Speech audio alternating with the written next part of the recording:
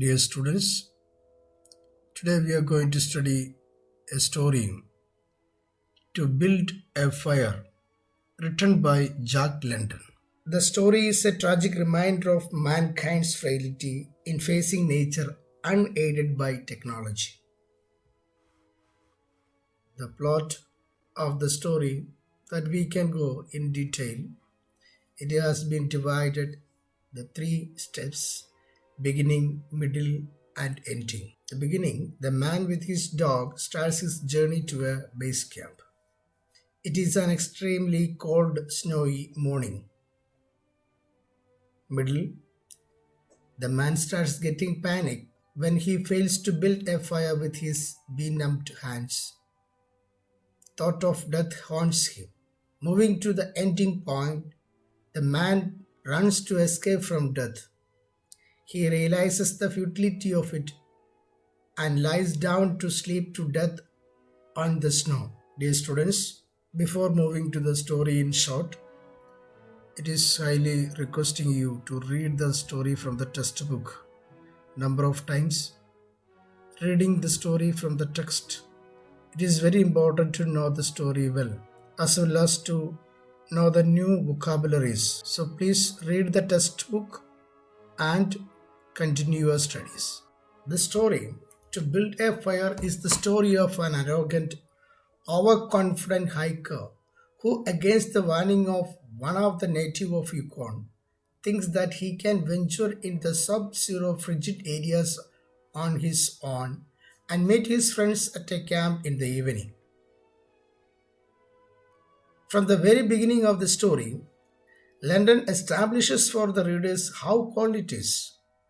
The hiker spittle froze mid-air and his cheeks become frostbitten. All along, the hiker is accompanied by a husky who trudges along with him not out of loyalty, but because it knew that the man would provide fire.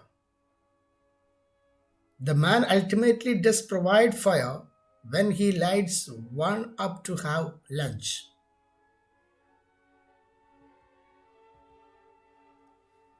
The hiker had been careful all along to not to step on ice traps that hid underneath its surface springs and pools, even sending the dog first to check the terrain.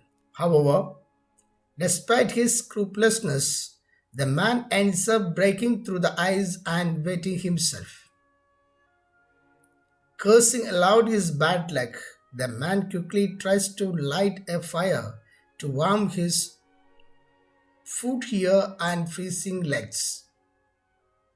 However, the fire he lit was short-lived, for an avalanche of snow dropped from the tree above onto his fire, snuffing it out. Braving his freezing body, the man tries to light another fire but fails miserably. Unable to handle the cold, the hiker even tries to kill the dog so that he could warm his hands inside its body. But his hands were so frozen and numb that he could barely hold the dog tightly for too long, leave alone strangle it.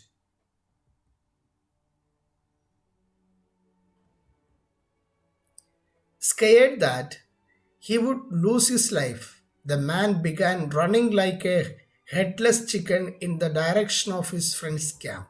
However, the man lacks the endurance that was required for such a run to be successful. He stumbled and fell multiple times, and ultimately defeated by the cold, he decided to rest and meet death with dignity. This is when drowsiness began to creep upon him, and as he passed away in his sleep, he was visions of his friends finding his body. He mumbles to the native who had warned him to not travel alone when the temperature was below 50 that he was right. Eventually, the man dies, and the husky, after catching the scent of death, moves on towards the direction of the camp, where he knew he could find others who would provide fire and food. Let us recapture the value points of the story. Description of a harsh terrain, a terribly cold and grey day in Yukon Trail. The man's initial indifference to cold, his first winter in Yukon. The big native husky dog as the man's sole companion. Depiction of intense cold. Dogs breathe fast breathing and sitting on its fur, muzzle and eyelashes. Likewise, the man's red beard and mustache frosted. The man builds a fire, warmed and resumed his journey. The treacherous tree, the snow descended and fell on the man and fire. The man's vain attempt to build a fire again burned badly himself in the process. The man's thought of killing the dog to thaw his hands in its carcasses. The man's state of panic and jealous and angry at the animal's warm and healthy condition. The man's resignation to his fate, accepting death and dignity.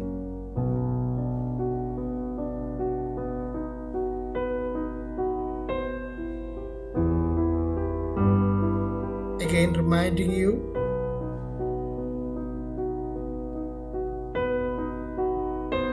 thank you.